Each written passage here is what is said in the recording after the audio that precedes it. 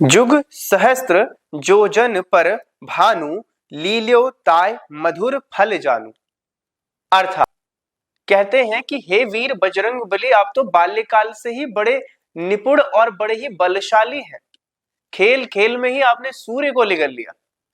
युग सहस्त्र जोजन पर भानु, जहां जाने के लिए सहस्त्रों युग बीत जाते हैं, ऐसे स्थान पर पहुंच करके आपने भानु अर्थात सूर्य को मधुर फल, मीठा आम या मीठा फल समझ करके निगल लिया।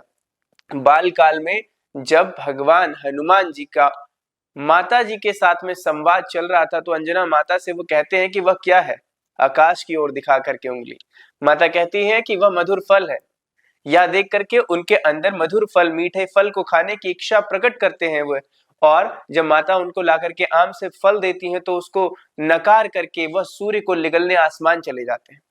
क्योंकि सूर्य योजन की दूरी पर है, कई योजन की दूरी पर, वहां पर हजारों युग बीतने के बाद लोग पहुंचते हैं और आप यूं वहां पहुंच करके सूर्य को मधुर फल समझकर निगल गए। ऐसी आपकी लीला है।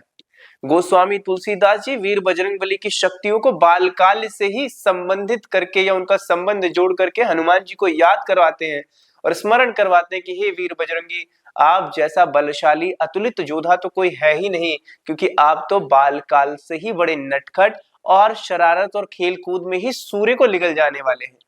अर्थात यह चौपाई भगवान हनुमान के भीषण और बलशाली रूप का प्रदर्शन ही नहीं, बल्कि बाल्यकाल में लीला में ही सूर्य को निगल जाने की कला को प्रदर्शित करता है।